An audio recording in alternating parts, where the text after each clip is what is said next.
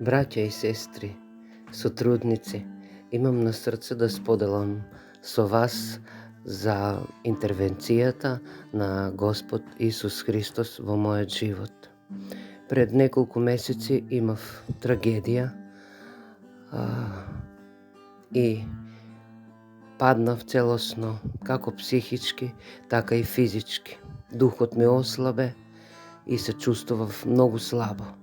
Ми требаше молитва, ми требаше поддршка од луѓе кои што живеат вистински христијански живот, за да бидам крената, за да можам повторно да живеам со верата во Господ Исус Христос, која што не ме напушти. Напротив, повеќе ме зацврсти. А тоа се случи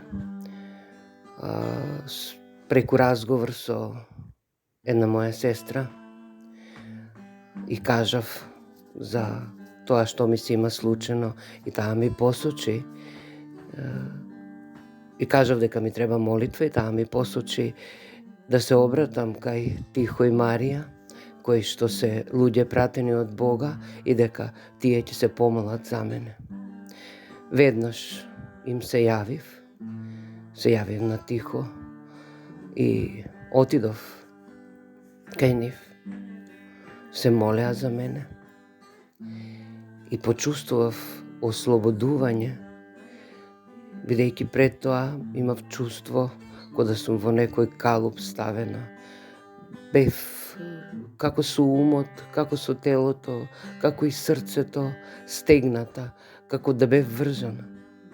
После тоа почнав постепено да слушам од проповедите кои што ги има во оваа заедница луѓе кои што со вера во Господ Исус Христос има целосно посветени за да му служат само нему. И јас почнав да слушам од тие проповеди заветите, славењето, песните и постепено почнав да оживувам. Јас бев мртва и со телото, и со духот, душата ми патеше.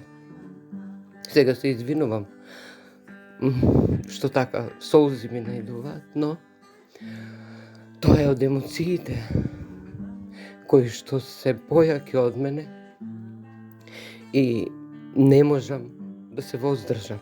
Но Исус е тој кој што ја обновува силата, кој што дава надеж, вера, преку верата во Него, за да обстанам, за да можам понатака да живеам преку Него. И сватив и разбрав дека без Него нема живот. Така да имам на срце да споделам, пред неколку дена во молитва видов, ми се појави слика, а молитвата беше од срце искрено. Тоа рано наутро се разбудив, не можев да спијам. Со покаяние му се обратив на мојот татко небесен Господ Исус Христос за гревовите, како мои, на моите блиски и на моите предци. Побрав прошка, се покајав, се одреков, побрав помош за да не грешам повеќе. И така додека траеше молитвата, јас видов слика, жената и Исус од Библијата, од Светото писмо. Жената кога се фати за наметката Исусова и кога побра помош да биде исцелена. Така јас се фатив за Исусовата наметка, а тој ми ја пружи неговата рака и цврсто ме стисна. И ова беше еден знак дека не сум сама, дека тој е со мене, што и да ми се случува во животот, нема да ме остави ако јас се држам за него. Ова е како заклучок од молитвата, но и големо охрабрување за мене, за понатака да продолжам да живеам.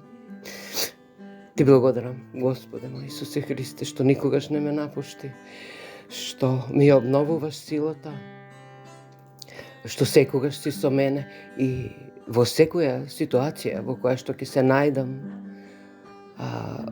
ти правиш да излегувам како победник, но преку тебе, не јас самата. Друго што разбрав и дека надежта не треба да е во луѓето, ниту без разлика дали се на некоја функција, дали имаат, дали е некој свештеник, дали е било што и да е, исклучиво надежта и треба цврсто да се држиме за Исус, не на луѓе. Само така можеме да обстанеме во овој свет во кој што живееме денеска. Ви благодарам. Вам, на сите кои што ми дадоа поддршка, моите браќа и сестри, сотрудници, но и на Тихо и Марија, кои што се молеа и се молат се уште за мене. Да сте благословени сите во името на Господ Исус Христос. Изобилно, духовно, материјално и на секое поле. Те сакам, Господе Исусе Христе, те славам и те обожавам. Слава ти, Татко мој небесен. Амин.